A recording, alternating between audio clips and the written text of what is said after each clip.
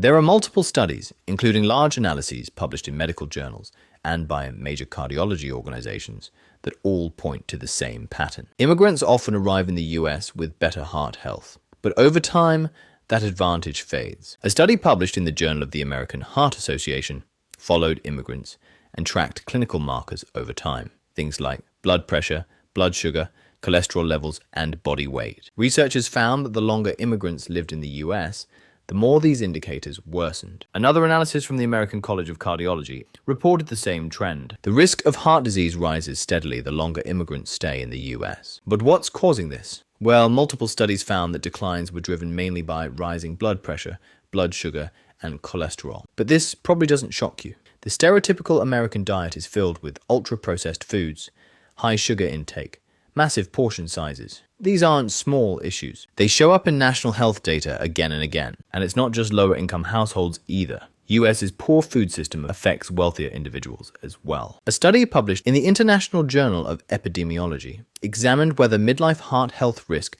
is worse in the United States than in Britain. The researchers hypothesized that US adults in midlife would have poorer health overall, and that health gaps by socioeconomic status would be larger in the United States. To test this, they compared two large national cohorts. A British cohort followed into midlife, and a US cohort assessed at ages 33 to 43. They measured key cardiovascular risk indicators, obesity, high blood pressure, and high cholesterol, and compared results across income and education groups. The results showed that US adults had higher rates of obesity, hypertension, and high cholesterol than British adults. Crucially, even higher income, more educated Americans often had cardiovascular risk levels similar to, or worse than, average or lower income Britons, indicating that the disadvantage was not limited to the poorest groups. Then, you might wonder, would moving out of the US help? Actually, yes, it could. A study published on the JAMA Internal Medicine Journal highlights that people living in Costa Rica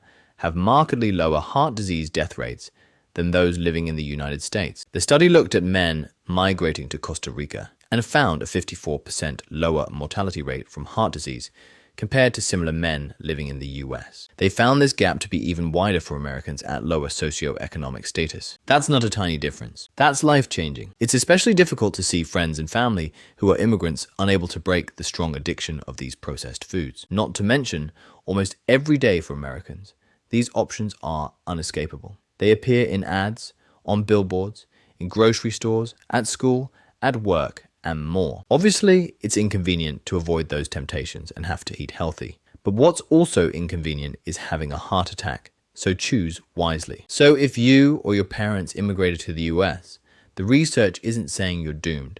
It's saying you have to be intentional. You'd want to find ways to reduce those key areas that are reported to affect the heart health of US immigrants, to push back against the US's cultural food trends, including through proper dieting, getting good sleep, reducing stress, and being physically active. With growing food-conscious movements like keto, low-carb, vegan, and vegetarian, it's become easier to build a lifestyle that protects your heart and prevents these negative effects from ever reaching you or your family. So at the end of the day, your heart can thrive in the US. You just have to work for it.